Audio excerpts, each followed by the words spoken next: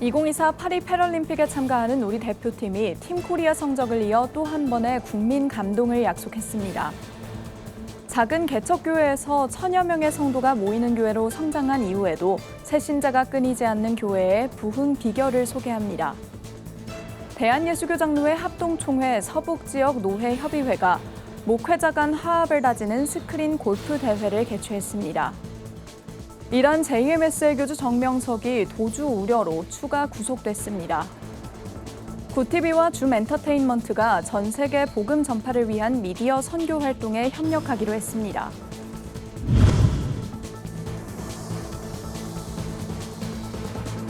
시청자 여러분 안녕하십니까? 구티비 뉴스입니다.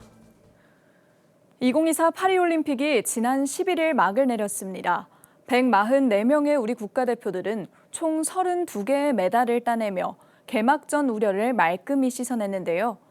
뒤이어 진행되는 패럴림픽에 참가할 우리 대표팀은 기세를 몰아 다시 한번 감동을 선사하겠다고 각오를 다졌습니다.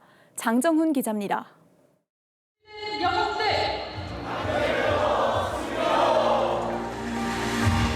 2024 파리 패럴림픽에 참여하는 선수들이 결단식을 갖고 승리를 다짐했습니다. 이번 파리 패럴림픽은 오는 28일부터 다음 달 8일까지 프랑스 수도 파리에서 진행됩니다. 우리 대표팀은 처음 출전하는 카누와 트라이애슬론을 포함해 36년 만에 최다 종목인 17개 종목에 출전합니다. 총 177명으로 구성된 우리 선수단은 국민들의 응원에 보답하겠다며 선전을 약속했습니다. 이번에 국민들이 응원해 주신 만큼 열심히 해서 좋은 성적 거두고 오겠습니다. 대한민국 사격 화이팅! 대표팀은 이번 패럴림픽에서 금메달 5개 이상, 종합 20위권 진입을 목표로 잡았습니다. 지난 도쿄 패럴림픽에서 금메달 2개에 그치며 41위에 머물렀던 부진을 씻어낸다는 각오입니다. 다만 결과에 연연하지 않고 최선을 다하는 모습으로 국민들의 성원에 보답하겠다고 다짐했습니다.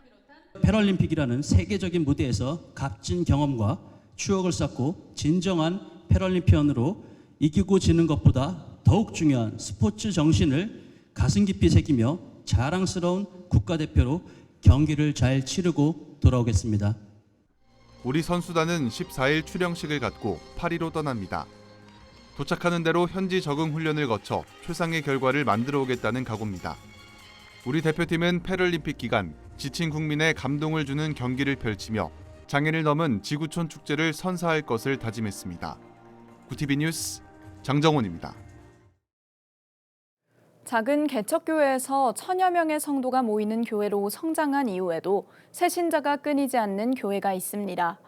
하나님의 꿈을 성취하라는 슬로건으로 부흥의 비결을 소개하는 비전 컨퍼런스가 열려 취재했습니다. 김태용 기자입니다. 악마에게 끊임없이 괴롭힘을 당하던 한 남성. 속수무책으로 당하던 이 남성은 뒤늦게 자신이 가진 모든 것을 예수님께 드렸습니다. 마음속에 하나님을 완전히 받아들인 이후 이 남성은 하나님의 집 안에 살며 악마의 유혹과 괴롭힘에서 완전히 해방됐습니다. 예수님은 우리의 삶의 주인이 될 것입니다. 여러분은 예수님께 여러분의 모든 삶을 바치게 될 것입니다. 유머와 감동을 모두 담은 이 스킷 드라마는 일반 평신도는 물론 하나님을 알지 못하는 이들을 교회로 인도하기 위해 모든 과정을 성도들이 직접 준비했습니다.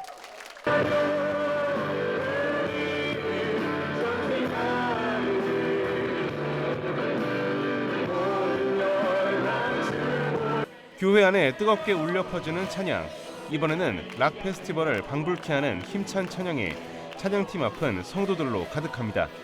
하늘숲교회 2024 비전 컨퍼런스 현장에는 이 같은 스킷 드라마와 찬양, 다양한 강의들이 풍성합니다. 교회는 지난 2007년 서울의 한 상가에서 성도 6명으로 시작해 현재 1000명의 성도가 함께하는 교회로 부흥했습니다. 지난해부터 비전 컨퍼런스를 열고 있는 하늘숲교회는 전 교인이 참여할 수 있는 예배 공간이 없어 올해도 같은 교단의 교회의 협조를 받아 3박 4일간의 행사를 진행합니다. 매 시간 뜨거운 찬양과 함께 전도의 기적을 경험한 사례를 전하는 토크쇼와 살아있는 간증들까지 이어집니다. 넓어진 공간 덕에 다른 교회 성도들부터 전도 대상까지 초청했습니다. 평신도와 함께하는 교회 성장과 부흥의 비결을 전파하기 위해서입니다. 지금은 교회가 어렵다고 그러잖아요. 근데 사실은 어려운 게 아니라 더 어떻게 보면 부흥이 될 수 있는 기회거든요. 그래서 하나님이 이제 그런 부분들을 우리에게 시야를 바꿔주시고 생각을 바꿔주시고 어렵다고 생각하지만 하나님을 의지할 때 어떻게 사람들이 변화가 되는지. 성도들은 하나님의 자녀로 살아갈 것을 다짐했습니다. 하나님의 꿈과 비전이 저라고 말씀하셨었는데 하나님 저를 어떻게 쓰실지 너무 기대가 되고 있고 정말 사모하는 마음으로 첫 시간부터 그 하나님의 기름 부음을 많이 받아가지고 지금 되게 흥분되고 사모하는 상태입니다. 꼭 열방 가운데 소망이 되었으면 좋겠어요. 그 예수님의 몸된 교회를 섬기고 정말 예수님이 나를 위해 아낌없이 내어준 것처럼 나도 정말 하나님께 그렇게 드리고 싶은 사람이 되고 싶어요. 하나님의 자녀로 부름받아 교회 공동체에서 신앙 성숙을 이뤄가는 평신도들. 도전받은 평신도들이 복음 전파의 주인공으로 세워져 목회자와 하나 되어 한국 교회를 세워가길 기대해봅니다. 구티비 뉴스 김태윤입니다. 목회자들이 스크린 골프장으로 모였습니다. 대한예수교장로회 합동총회 서북지역 노회협의회가 목회자 간의 화합을 위해 스크린 골프 대회를 마련한 건데요. 목회자들은 모처럼 더위를 피해 시원하게 스크린 골프를 즐기며 친목을 도모하는 시간을 보냈습니다. 김효미 기자가 취재했습니다.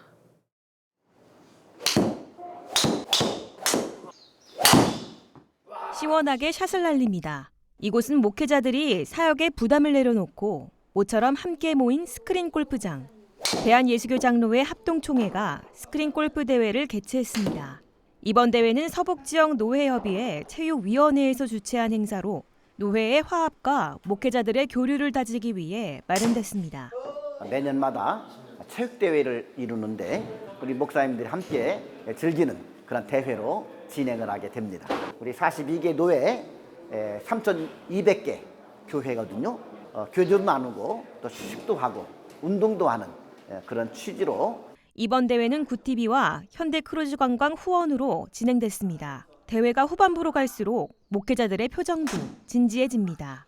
18홀의 점수를 합산해 스코어가 가장 낮은 사람이 우승하게 되는 이번 대회는 팀 대항전에서는 함동노회가, 개인 부문에서는 청지기교회 이남훈 목사가 1등을 차지했습니다. 같이 목회하시는 목사님들하고 또 즐거운 시간 갖게 해서 너무 감사하고 그리고 또 매우 즐거운 시간이었습니다. 비록 우승을 못한 목회자들도 경기를 통해 서로가 속한 노회를 응원하고 격려하는 시간을 보냈습니다. 참가한 목회자들도 서북 지역의 단합과 친목을 도모하는 알찬 시간이었다고 소감을 밝혔습니다. 또 오랜만에 이 자리에 오니까 그동안 못 뵀던 선후배 목사님들이 계셔서 얼굴 보는 게 힐링이 되는 것 같고, 목사님들이 대체적으로 운동이 많이 부족하잖아요.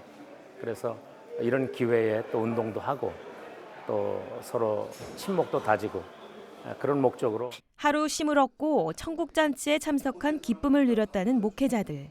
한편 서북지역 노회협의회는 오는 10월 1일과 10일에도 족구와 미니올림픽 등 다양한 체육 행사를 준비해 교회를 섬기는 목회자들을 위한 귀한 만남의 장을 마련할 계획입니다. 구티비 뉴스 김유미였습니다. 여신도들을 성폭행하고 강제 추행한 혐의로 1심에서 징역 23년을 선고받고 항소심 재판을 받는 이단 JMS의 교주 정명석 씨가 13일 추가 구속됐습니다. 대전지법 형사 11부는 전날 준강간, 폭력행위 등 처벌에 관한 법률 위반 등 혐의로 기소된 정 씨의 구속신문을 마친 뒤 도망할 염려가 있다는 사유로 이날 구속영장을 발부했습니다. 이에 따라 정 씨는 오는 22일 예정된 항소심 6차 공판과 대전지법 형사 11부에서 심리 중인 1심 재판 모두 구속 상태에서 받게 됩니다. 오는 15일 항소심 구속기간 만료를 앞뒀던 정 씨는 구속기간 동안 항소심 재판을 마치지 못해 석방 가능성이 제기돼 논란이 일었습니다. 구티비와 줌 엔터테인먼트가 전 세계 복음 전파를 위한 미디어 선교에 협력하기로 했습니다. 구티비 사옥에서 양 기관은 업무 협약을 맺은 가운데 줌 엔터테인먼트는 구티비와 협력해 콰이어, 중창단, 오디션 프로그램 등을 기획하고 음악 유튜브 콘텐츠를 제작합니다. 구티비는 이 과정에 필요한 스튜디오나 장비 등을 지원합니다.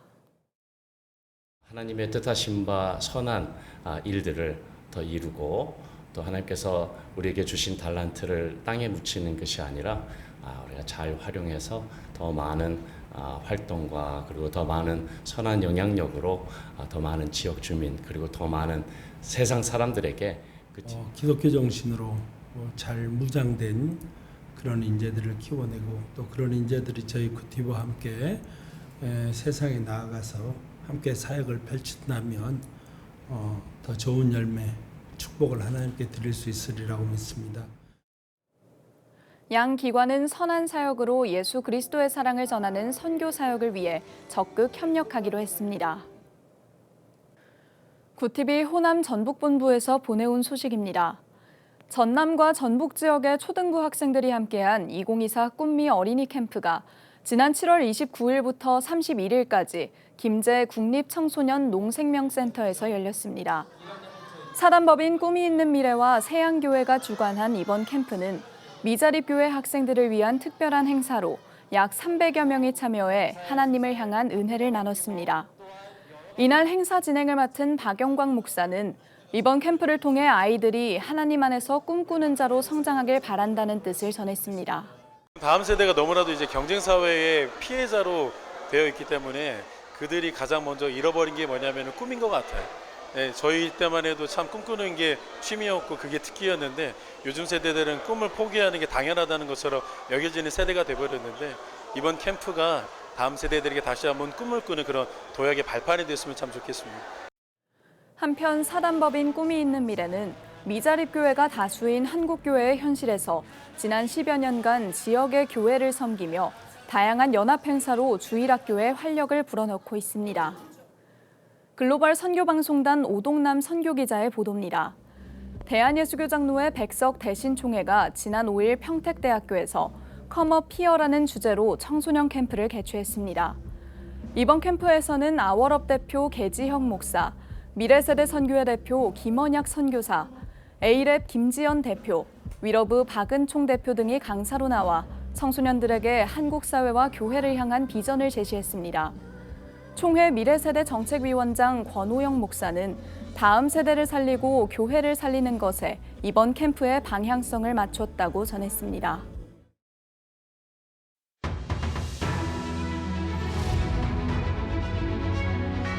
오늘의 이슈 포커스입니다. 이른바 드루킹 일당과 댓글 여론을 조작한 혐의로 유죄가 확정된 김경수 전 경남지사가 8.15 광복절을 맞아 복권됩니다. 국정농단 관련 실형을 선고받은 조윤선, 현기환 전 정무수석, 안종범 전 정책조정수석 등 박근혜 정부 고위 관계자들과 이명박 정부 원세훈 전 국가정보원장도 특별사면 복권 대상에 포함됐습니다. 정부는 광복절을 앞두고 오는 15일자로 1,219명에 대해 특별사면, 가명, 복권을 단행한다고 밝혔습니다. 윤석열 정부 출범 후 5번째 특사입니다. 광복회가 13일 용산 대통령실 인근 전쟁기념관 앞에서 집회를 열고 김영석 독립기념관장 임명 철회를 촉구했습니다. 김대하 광복회 서울지부장은 대한민국이 1948년에 건국됐다고 억지 주장하는 인사가 독립기념관장에 임명되는 것은 독립기념관의 역사와 전통성에 반하는 것이라며 현대판 밀정 김형석 관장의 임명 철회를 요구했습니다. 같은 날 광화문 이순신 동상 앞에서는 항일 혁명가 기념단체 연합이 김 관장이 물러날 때까지 1인 시위를 하겠다며 김 관장의 임명 철회를 촉구했습니다. 독립운동단체들은 김 관장의 대한민국 건국이 1919년 임시정부 수립으로 시작돼 1948년 정부 수립으로 완성됐다는 주장 등을 문제 삼으며 뉴라이트 인사라고 비판하고 있습니다. 정부가 13일 정부 서울청사에서 국무회의를 열고 속칭 전국민 25만 원 지원법과 노란 봉투법에 대한 제2요구안을 의결했습니다. 25만 원 지원법은 더불어민주당 이재명 전 대표의 총선 공약으로 모든 국민에게 지역사랑 상품권을 지급하는 내용을 담았습니다. 노란봉투법은 하도급 노동자에 대한 원청 책임을 강화하고 쟁의행위 범위를 확대하는 동시에 파업 노동자에 대한 기업의 손해배상 청구를 제한하도록 한 것이 골자입니다. 앞서 야당은 지난 2일과 5일 두 법안을 각각 단독으로 처리했습니다. 여당인 국민의힘은 이들 법안이 각각 현금살포법, 불법 파업 조장법이라며 윤 대통령에게 제2요구를 건의했습니다. 윤석열 대통령이 제2요구안을 제거하면 두 법안은 국회로 돌아가 재의결 절차를 밟게 됩니다. 무더위 속에서 지난 12일 오후 총 수요 기준 최대 전력이 역대 최대치를 기록했습니다. 13일 전력거래소에 따르면 전날 오후 2시에서 3시 전력시장 총수요는 역대 최대인 102.327기가와트로 기존 최대인 작년 8월 7일의 기록을 경신한 것으로 추산됐습니다. 이는 지속되는 무더위 영향이 큽니다. 전날 서울의 최고 기온은 34.1도까지 올랐으며 간밤까지 서울에서 23일 연속 열대야가 나타났습니다. 굿티비 뉴스 김혜인입니다.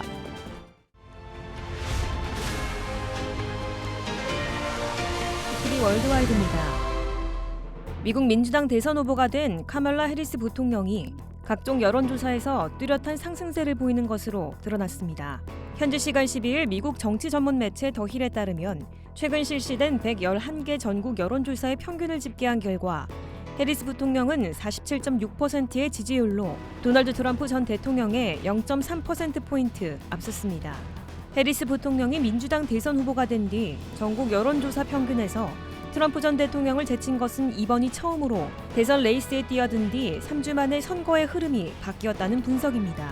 정치 전문 매체 폴리티코는 해리스 부통령으로 후보가 교체된 이후 청년층 사이에서 확실하게 민주당의 지지세가 역동적으로 살아나는 모습이라고 평가했습니다. 최근 금은 등 귀금속 가격 상승 여파로 2024 파리 올림픽에서 수여된 금메달의 가격이 사상 최고인 약 122만 원 수준을 기록했다는 분석이 나왔습니다. 블룸버그 통신은 금메달에는 금 6g이 포함돼 있으며 전체 무게의 92.5% 이상은 은이라면서 이같이 추산했습니다.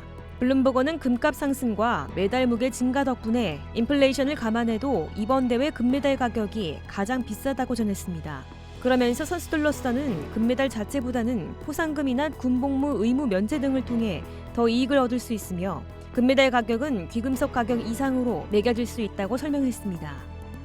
우크라이나가 허를 찌르는 러시아 본토 기습을 감행해 러시아를 일주일째 충격에 몰아넣은 가운데 볼로디미르 젤렌스키 대통령이 현지 시간 12일 장거리 미사일로 러시아 본토 깊숙이 공격할 수 있도록 해달라고 서방에 호소했습니다. 미국, 영국 등 서방 정부는 그동안 우크라이나의 장거리 미사일을 지원했지만 확전을 우려해 방어 목적의 러시아 본토 공격에서의 사용은 허용하지 않았습니다. 이에 젤렌스키 대통령은 서방 무기로 러시아 본토를 타격할 때 재량권을 확대해달라고 호소해왔고 미국은 최근에 제한적인 범위에서 이를 허용했습니다. 이스라엘은 이란과 레바논 무장 세력 헤즈볼라의 보복 공격에 대비해 군 경계 태세를 최고로 끌어올렸다고 현지 시간 12일 밝혔습니다. 이란 헤즈볼라와 이스라엘이 전면 충돌할 경우 11개월째 접어든 가자 지구 전쟁이 중동 전역으로 확대될 수 있다는 위기감 속에 국제사회는 이란 지도부의 군사 행동을 자제하라고 촉구했습니다. 다니엘 하가리 이스라엘군 수석 대변인은 이날 저녁 성명에서 우리는 적들의 선언과 성명을 심각하게 받아들이고 있다며 우리는 공격과 방어에 있어서 최고 수준의 대비 태세를 갖추고 있다고 밝혔습니다. 미국 언론 폭스뉴스는 이란과 그 추종 세력들이 24시간 안에 이스라엘에 대한 보복 공격에 나설 수 있다고 보도했습니다. 굿티비 뉴스 김효미였습니다.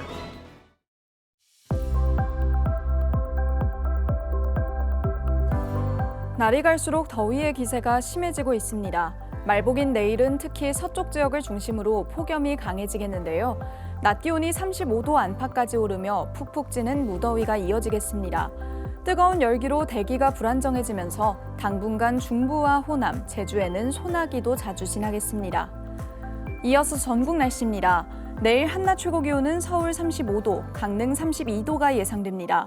남부지방의 경우 광주 34도, 대구와 부산은 33도를 보이겠습니다. 날씨였습니다. 이달 15일 항소심 구속기간 만료를 앞뒀던 JMS 정명석에 추가 구속영장이 발부됐습니다. 정 씨는 신도 성폭행 등의 혐의로 1심에서 징역 23년을 선고받고 항소심 재판 중인데 구속기간 동안 항소심 재판을 마치지 못해 석방 가능성이 제기돼 왔는데요. 영장이 발부되며 정 씨는 오는 22일로 예정된 항소심 재판을 모두 구속 상태에서 받게 됐습니다. 공판이 길어질수록 피해자들의 고통 또한 커져가고 있는 가운데 사법부가 어떤 판결을 내릴지 관심이 집중되고 있습니다. 이상으로 뉴스를 마칩니다. 함께해 주신 여러분 고맙습니다.